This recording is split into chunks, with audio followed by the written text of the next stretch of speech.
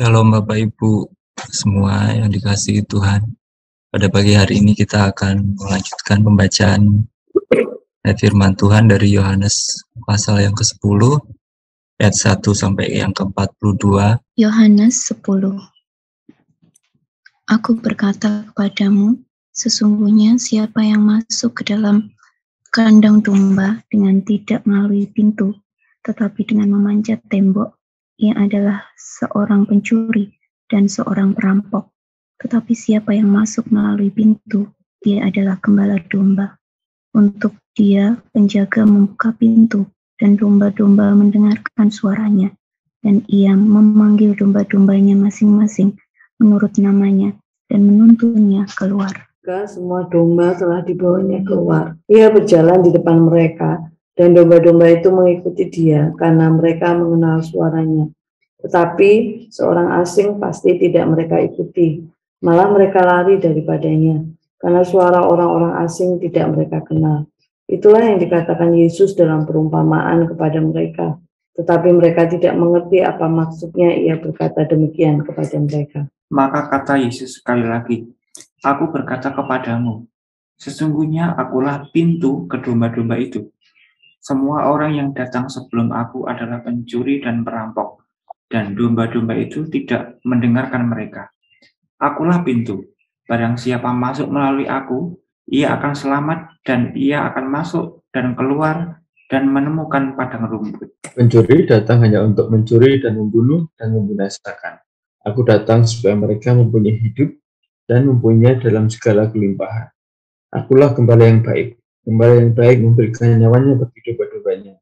Sedangkan seorang upah yang bukan gembala dan yang bukan pemilik domba-domba itu sendiri, ketika melihat serigala datang, meninggalkan domba-domba itu lalu lari, sehingga serigala itu menerkam dan mencerai-beraikan domba-domba itu. Ia lari karena ia seorang upahan dan tidak memperhatikan domba-domba itu.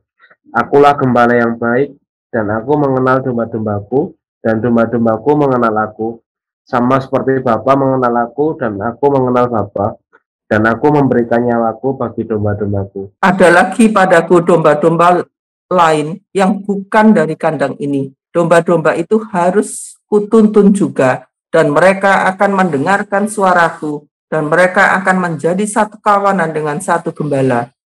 Bapa mengasihi aku, oleh karena aku memberikan nyawaku untuk menerimanya kembali.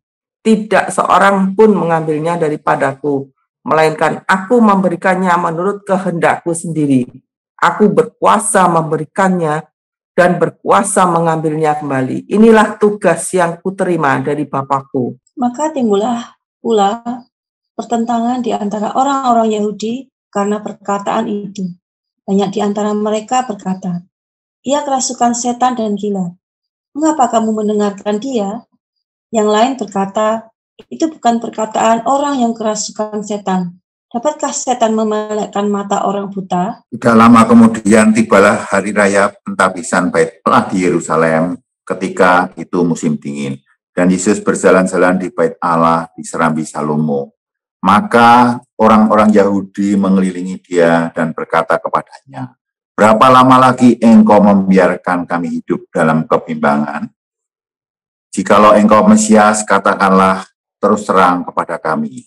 Yesus menjawab mereka, aku telah mengatakannya kepada kamu, tetapi kamu tidak percaya. Pekerjaan-pekerjaan yang kulakukan dalam nama Bapakku, itulah yang memberikan kesaksian tentang aku. Tetapi kamu tidak percaya karena kamu tidak termasuk domba-dombaku. Domba-dombaku mendengarkan suaraku, dan aku mengenal mereka dan mereka mengikut aku. Dan aku memberikan hidup yang kekal kepada mereka, dan mereka pasti tidak akan binasa sampai selama-lamanya. Dan seorang pun tidak akan merebut mereka dari tanganku.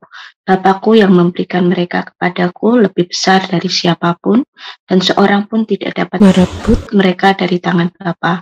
Aku dan Bapa adalah satu. Sekali lagi, orang-orang Yahudi mengambil batu untuk melempari Yesus. Kata Yesus kepada mereka, banyak pekerjaan baik yang berasal dari Bapakku yang kuperlihatkan kepadamu. Pekerjaan manakah di antaranya yang menyebabkan kamu mau melempari aku? Jawab orang-orang Yahudi itu, bukan karena suatu pekerjaan baik maka kami mau melempari engkau, melainkan karena engkau menghujat Allah.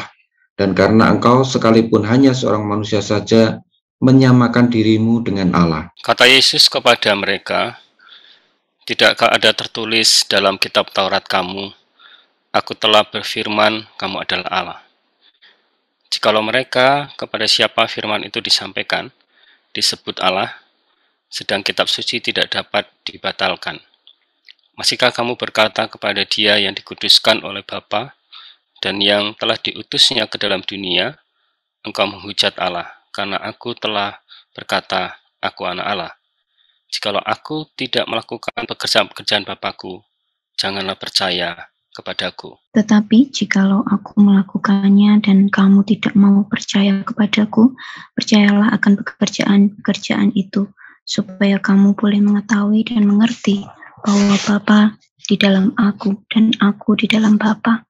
Sekali lagi mereka mencoba menangkap Dia, tetapi Ia luput dari tangan mereka. Kemudian Yesus pergi lagi ke seberang Yordan, ke tempat Yohanes membaptis dahulu. Lalu Ia tinggal di situ, dan banyak orang datang kepadanya dan berkata, Yohanes memang tidak membuat satu tenda pun, tetapi semua yang pernah dikatakan Yohanes tentang orang ini adalah benar, dan banyak orang di situ percaya kepadanya. Bapak, Ibu, dan Saudara semua, kita kembali merenungkan firman Tuhan dari Yohanes 10 ini. Di sini kita melihat bagaimana karakter dari gembala yang baik yang diperumpamakan Tuhan di hadapan para orang Yahudi itu,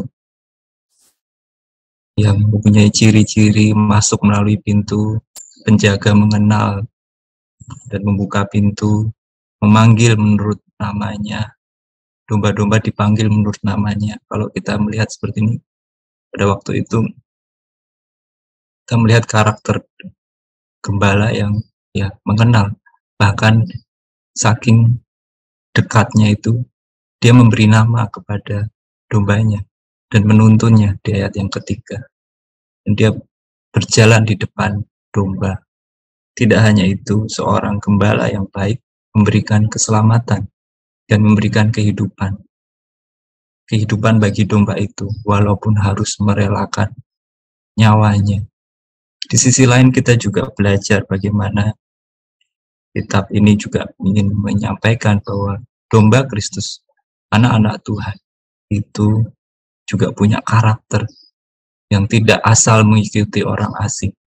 Seharusnya bahkan lari dari orang asing itu, karena dia punya karakter yang mendengar suara gembalanya, hanya mendengar suara gembalanya saja dan mengikutinya. Ayat 3, ayat 4, dan ayat 27 ini disampaikan. Dan domba Kristus itu dikenal oleh Tuhan. Domba Kristus juga percaya atas pekerjaan-pekerjaan Tuhan. Di sisi lain kita juga belajar melalui kitab ini bahwa ada domba lain yang di luar kandang, tidak percaya pekerjaan Tuhan, tidak mendengar ajaran Tuhan, dan menentang ajaran Tuhan. Di sini kita melihat bagaimana karakter gembala yang baik, karakter domba yang Kristus, dan domba di luar Kristus. Melalui Yohanes kita membaca bagaimana Tuhan memberi perumpamaan dan memperhatikan. Kali ini kita memperhatikan bagaimana strategi Tuhan Yesus dalam bersaksi di kalangan orang Yahudi, yang di kitab ini disampaikan sebagai domba yang lain di ayat 16, yang bukan dari kandang. Bukan sekali dua kali, namun berulang kali, walaupun kesaksian Tuhan Yesus itu juga mempunyai resiko berupa penganiayaan, dilempar batu ayat 31, bahkan lebih dari satu kali.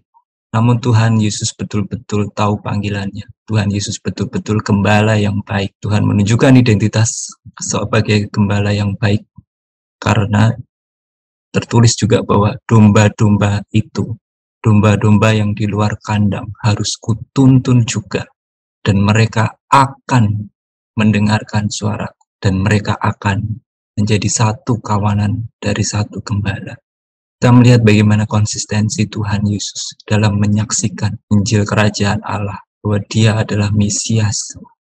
Di hadapan orang Yahudi yang berkali-kali menganiaya pun Tuhan terus resisten untuk mau menuntun mereka, mau berbicara kepada mereka. Bahkan di ayat yang ke-22, ketika waktu itu musim dingin, yang lain mungkin lebih banyak untuk di dalam ruangan, tapi Tuhan Yesus berkeliling, berjalan-jalan di bait Allah, di Serambi Salomo, dan orang Yahudi mengelilingi mereka, bahkan memberikan pertanyaan kepada Tuhan Yesus. Dan Tuhan Yesus kembali, Tuhan Yesus bersaksi, mencoba untuk menuntun mereka, walaupun mereka pada waktu itu belum percaya. Tapi ayat 42 mengingatkan kita bahwa akan ada waktunya dia akan percaya dan akan menjadi satu kawanan dari satu gembala. Mari saudara, melalui kitab ini kita diingatkan untuk menangkap bahwa pintu keselamatan umat manusia hanya di dalam Yesus Kristus. Tuhan Yesus datang supaya kita mempunyai kehidupan yang kekal. Mari kita mengasah pendengaran dan selalu mengikuti Dia, karena Tuhan Yesus yang berkuasa. Aplikasi buat kita, sudahkah kita memasuki pintu keselamatan di dalam Tuhan Yesus? Kenapa kita juga sudah melakukan pekerjaan-pekerjaan Tuhan? Contohnya seperti terus menyampaikan kabar Injil Kerajaan Allah akan kepada orang-orang yang berusaha terus menolak, tapi yakin dan percaya. Ayat 42 bahwa ini menjadi kewajiban kita untuk menuntun, dan mereka akan percaya dan mendengar suara Tuhan dan akan menjadi satu kawanan dari satu gembala. Demikian renungan yang bisa saya sampaikan. Tuhan Yesus memberkati. Menyampaikan firman Tuhan dari kitab Yesus Jepang, kita percaya bahwa apa yang sudah disampaikan dan firman Tuhan terus menguatkan iman kita, bahwa kita punya gembala yang baik, kita mau tetap setia, kita mau terus menjadi domba-domba yang semakin peka kepada Tuhan, kepada gembala kita. Kita akan pujikan Tuhan adalah gembalaku, yang selalu menuntun kita, apapun pergumulan hidup kita, apapun keadaan kita. Adalah gembalaku, kan kekurangan aku. Dia membaringkan aku di padang yang berumput hijau. Dia membimbingku ke air yang tenang. Dia menyegarkan jiwaku. Dia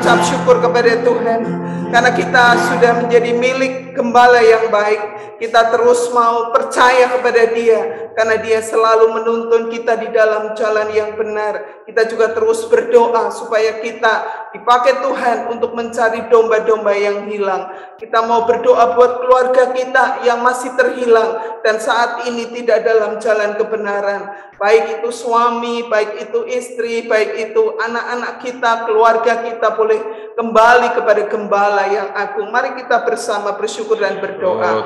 Bapa di surga, kami mengucap syukur kepadamu ya Tuhan. Oleh karena kemurahan Tuhan, kami terus boleh Tuhan menjadi milik kepunyaan Tuhan, jadi domba-domba gembalaan Tuhan yang selalu menuntun kami ke jalan yang benar, selalu Tuhan membimbing kami ke air yang tenang. Sekalipun ada tantangan kesulitan, kami tahu gadamu dan ketongkatmu menjadi kekuatan bagi kami, pengharapan bagi kami. Kami berdoa Tuhan supaya setiap kami boleh digerakkan Tuhan untuk terus mendoakan, untuk terus membawa domba-domba yang tersesat, entah itu suami kami, entah itu istri, entah itu anak keluarga kami yang masih tersesat Tuhan. Biarlah Engkau berikan kesempatan mereka boleh kembali kepada Engkau sebagai gembala yang agung, gembala yang baik. Tuhan, pakai hidup kami menjadi saksi-Mu Tuhan. Terima kasih Tuhan, terima kasih. Di dalam nama Yesus kami mengucap syukur. Haleluya.